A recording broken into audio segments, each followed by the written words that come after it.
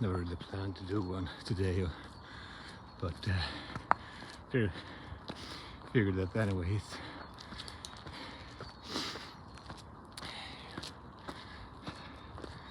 Yeah, I don't know. I don't know what I would bring up.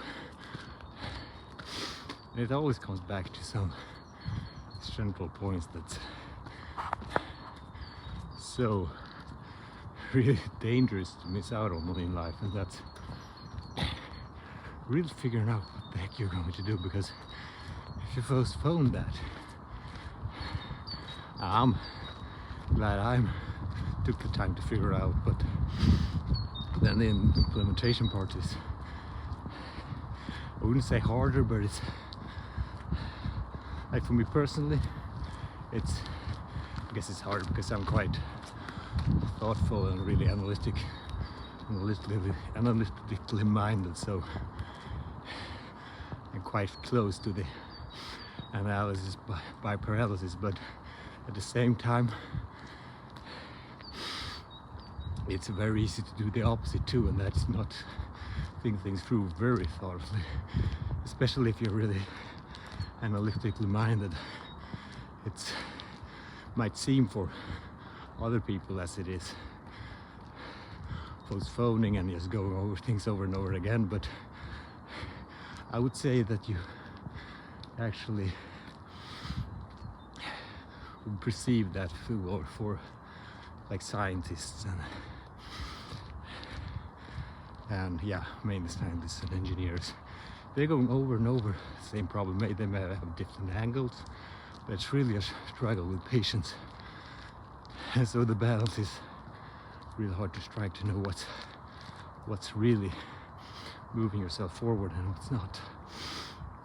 And so yes, action is essential for results.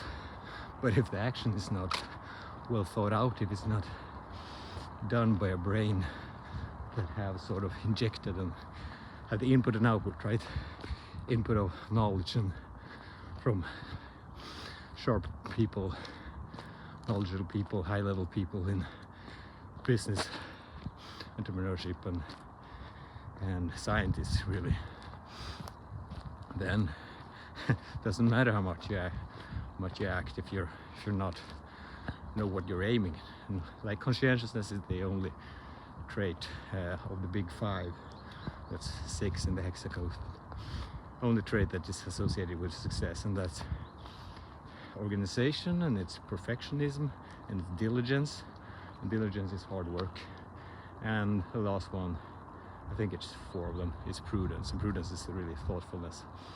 And hard work is just 1/4 of these. By the way, I'm copying these things from Tai Lopez. It's not, I think it's, when it's such a repeat of what I've heard, I think it's quite essential that you give the one that you learn from the credits, but especially this hexaco or conscientiousness part, I've never heard of it before, but I learned that long time ago, and that was important for me for one reason, mainly perhaps, and I already knew this, but working hard is only 1/4 of it.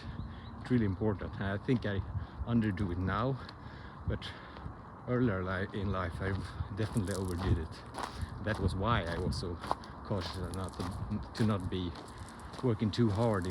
Like, I did get really great results, but it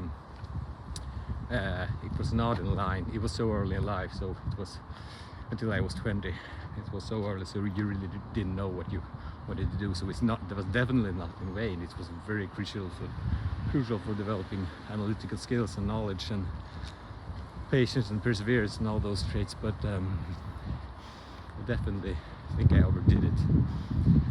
Perhaps 15% less would be appropriate, but I can't say I regret it too much. But it's definitely possible to work too hard, especially if you deprive yourself of sleep and recovery that you need. When you, like for me, for example, when I did very heavy exercise and athletics and track and field, and stressed a lot when it comes difficulty comes to grades and stuff. Now, I do think I was not too far away of what's optimal in working hard. So it's I definitely think that I'm on the wrong side now. I'm kind of lazy, but I'm very